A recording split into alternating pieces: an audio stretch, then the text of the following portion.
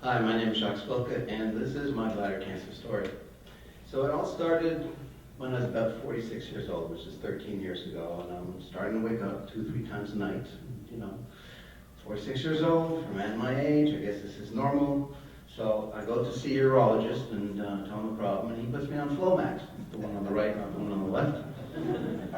And, things get better. I'm sleeping the nights and start to wake up 2-3 times a night, and then suddenly I'm starting to get urgency, and I'm starting to get frequency, and then I'm starting to get burning, and then I'm starting to get bleeding, so I go see him again, and we start to go through a battery of tests. Hold on. All right, there. So I go through a battery of tests, and I discover that cystoscopies, retrograde urethrogram, video UDS, urethrotomy, and none of this is helping, and my life is getting actually getting really bad. I'm wearing a diaper, having attacks, I'm worried about, I'm a working man, and I'm worried about, in a meeting, what happens when I have an urge and I can't stop. And it's affecting my social life, it's affecting my work life. And all they can tell me is basically I have interstitial cystitis, which to me means we really don't know what you have and there's not much we can do about it. But in the process of this, one of the things I noticed was a correlation between the foods I ate and attacks. And so I went to see a naturopath and I explained my situation to her, and she said, oh, okay, we'll put you on an anti-inflammatory diet. And I got to read this to you. She says, avoid the following foods. Hot spices, we're talking cayenne, chili, white peppers, goodbye curries. Citrus fruit, dairy products, eggs, wheat, potatoes, tomatoes, corn, pineapple, kiwi, coffee, tea, alcohol, mustard, and the coolest blow of all, chocolate. Right? And you gotta understand, I'm a foodie. This is probably the only joy I have in my life, and it's just been taken away from me. And honestly, this is how I felt. My going out experience in a restaurant is really okay. No, can't eat this, can't eat this, can't eat this, can't eat this, can't eat this, can't eat this. It was really a very difficult time in my life. But I was very fortunate because another therapy that I explored when I was doing this was reflexology. And I came across a very talented reflexologist, Susan Gold, who's here today. And honestly, of all the therapies that I tried, she was the only one who gave me any measure of relief. And it was, my life was really miserable, but there was at least one time where I could say, okay, at least I feel good. So it's now 2009. It's 5 years later. I'm getting up 4, 5, 6 times a night. So I changed urologists. And the first thing he does, of course, is, let's do a bladder biopsy. So he does the first biopsy, and he tells me I had carcinoma in situ. And he recommends a BCG treatment. And I gotta tell you, it's a very sobering feeling to find yourself in the oncology department of a hospital. So we go through the BCGs, and I had a wonderful urology nurse, and I think all the nurses are wonderful, but you develop a real close relationship with this one. Knows me better than my wife, And everything goes well, it's not bad, and then we take a break for the summer, and we come back, and we start the second round of BCGs, and we do one treatment, and the pain, and the bleeding, and the burning were overwhelming. And I saw Dr. Jacobs, and I said, look, unless you can find a way to manage the pain, I really cannot do this anymore. So he scheduled a second bladder biopsy, and on Friday, December 13th, because you always get bad news on the 13th, November 13th, he tells me I got a T1 tumor in my prostatic urethra. And given that I'm a young man, we should remove my bladder. That's what he suggests we do. And I know I was shocked as much as you are.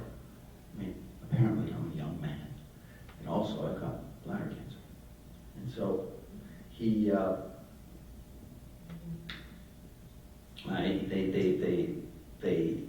I go home and I tell my wife. I break the news to her. She was very supportive, as I expected her to be. And they'd given me a little pamphlet, it tells you, here are your alternatives. And of course, unfortunately, they all involve removing your bladder. She took the news well, but that evening when I went to the bedroom, she just finished reading the book and the booklet, and she was crying. So we consoled each other, and then we wondered How are we going to tell our children? What do we tell them? Fortunately, she got some very good advice at that point in time.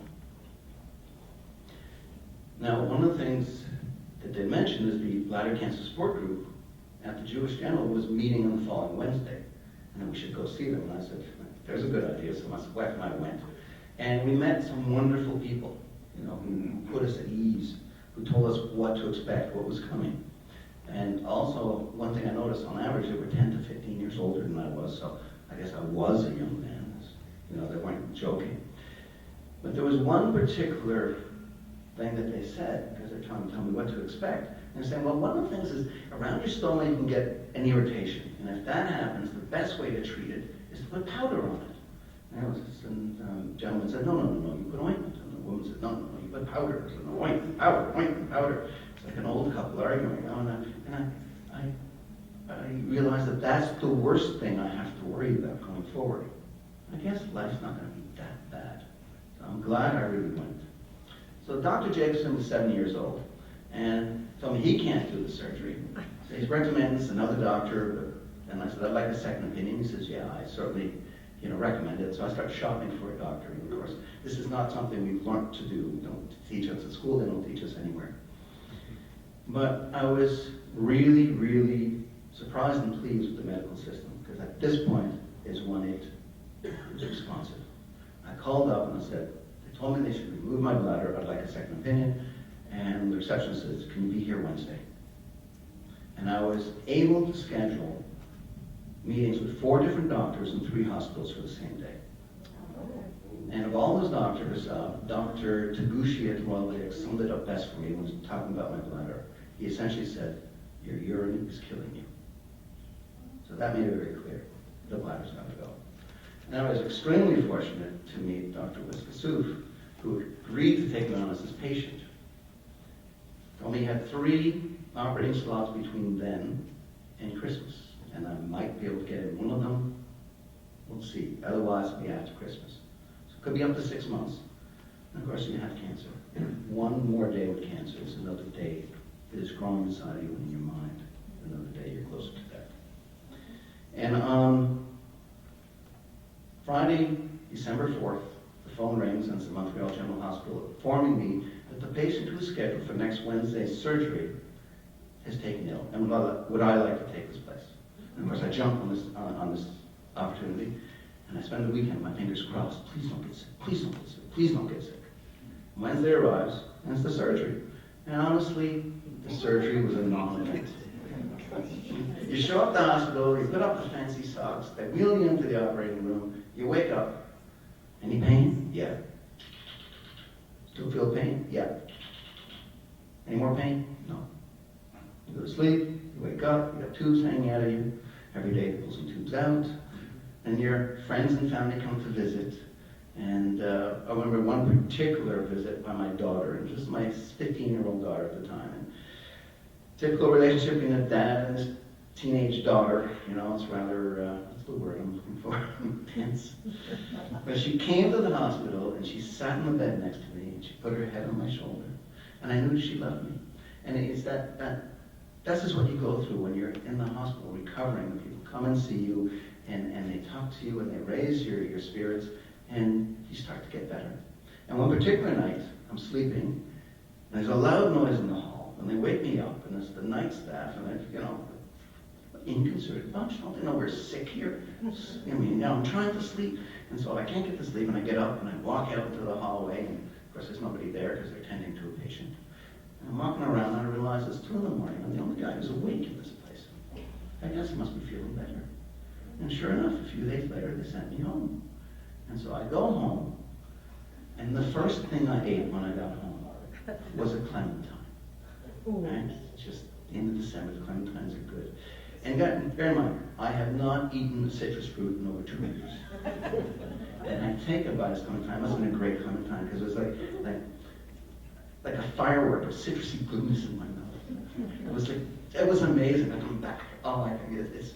And my sister-in-law, who, God bless her, for the past 2 years, has been preparing side dishes for me so that I could eat while everybody else is feasting, came and prepared 24 dishes in 2 days. And I went through them all. have been many, but yeah, I went through the whole thing. It was just amazing. And now I'm recovered, and I'm now living quality of life appropriate for the young man that I am. I go traveling. I've been to Istanbul, I've been to Barcelona, I've been scuba diving. They told me I was allowed to. I did it. I exercised, and now I work full time. I'm a convener at the Bladder Cancer Support Group, and I encourage anybody here, if you have any symptoms, if you're bleeding, if you're not satisfied with your doctor, if you don't know what to do, there is a network out here. And I've met many wonderful people who helped me on this journey. I got to thank my nurse mentor, my aunt, who was just absolutely wonderful. Susan Gold, who gave me relief when my life was at its lowest quality. Dr. Weskasu, this wonderful team who, I'm eternally grateful to, because now I live a wonderful life. And David Gutman, who's organized this. There is a life after bladder cancer. You can go forward.